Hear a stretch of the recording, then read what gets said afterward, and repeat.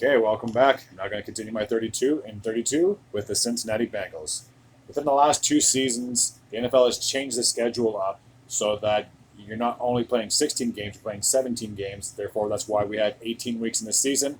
Every team is guaranteed at least one bye week. So when you take a look at their record, 12 and 4, 3 years ago, that would have been a complete season.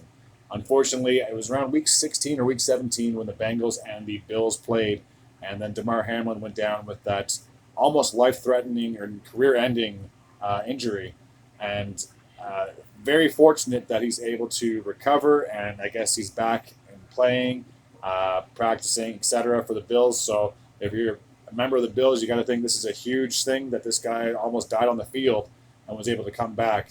I got to give props to all the EMTs and Medicare and all that other stuff that they were able to basically revive him and allow him to extend his life. So, like I said previously, if this was a 16-game season, 12 and 4 would have been the finishing record for said teams. But now that they've expanded, uh, that game got postponed and it never got rescheduled. So the Bengals and Bills both unfortunately only played 16 games out of 17 games this past season.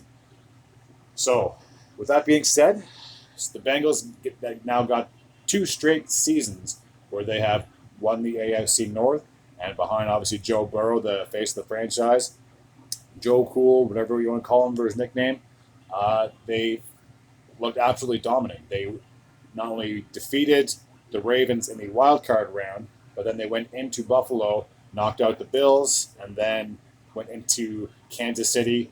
Two straight seasons where Cincinnati and Kansas City had played in the AFC Championship, but unfortunately they were not able to get the victory this time, so they got sent home before the Super Bowl.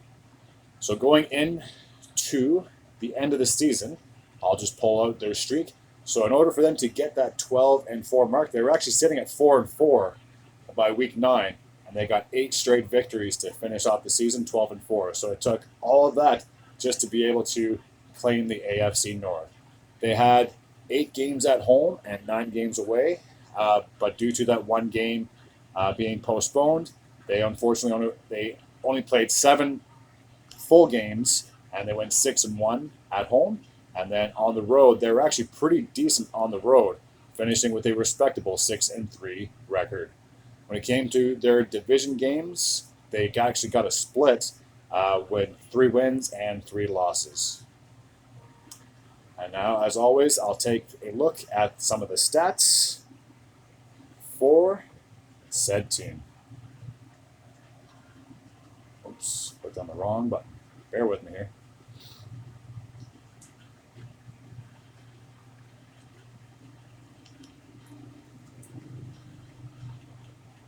Just got to go up. And I just have to adjust the tablet. So, again, just give me a moment. Hopefully, you'll be able to see Joe Burrow's face and be able to read some of the numbers. So, he finished with 4,475 passing yards, 414 completions out of 606 attempts, 35 touchdowns to 12 picks. Very respectable in my opinion. Brandon Allen is the backup quarterback. He finished with a total of 22 yards. He actually finished with 100% completion, 3 out of 3 passes, no touchdowns to his name.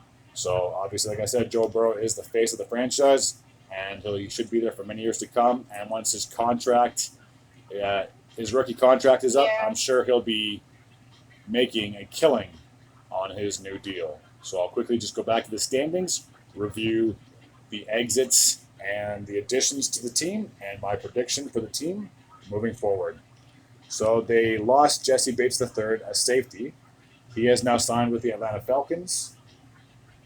And if this phone can move a little bit faster, Hayden Hurst, the tight end, he has now signed with the Carolina Panthers. And Von Bell, another safety, he has also signed with the Carolina Panthers. 3 key additions, 2 on the offensive line and 1 on the defense. Orlando Brown Jr., left tackle, he has signed with the Bengals, and he last played for, the Kansas City Chiefs for the past 2 seasons. So obviously he's just coming off of a Super Bowl victory, and he's now joined the Cincinnati squad. two other names that they have added. Another offensive lineman is Coley Ford, and I'm just waiting for the phone to upload his stats. So he spent 4 seasons with the Buffalo Bills from 2019 to 2022, and he spent this last season with the Arizona Cardinals. So he's back in the AFC after a 1 year stint in the NFC South. And then the other member is Nick Scott, the safety. And I'm just going to pull up his stats and see where he played. He actually played with the Los Angeles Rams for the past 4 seasons. So obviously he was a member of the team in the 2021/2022 when they ironically beat this Cincinnati squad in the Super Bowl, just like I said, just 2 seasons ago. So my prediction for this team going into the 2023-2024 campaign, I have high hopes for this team. I think they can easily get to an AFC Championship berth yet again. If they can pull off another victory against Patrick Mahomes, that would be incredible. But I feel that in order for them to do that, they really have to try to get home field advantage. So I can see them being 12, 13 win team easily. There's no question about that. Again, it's a matter of can they get over that hump and can they beat the Chiefs?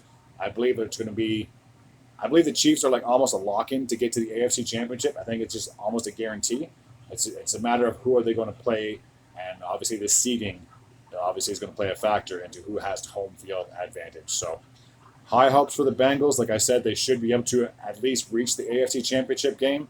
God forbid they have any injuries or bad luck. But I can see this team easily being a contender in the AFC. As always, thank you very much for tuning in. And until next time, take care.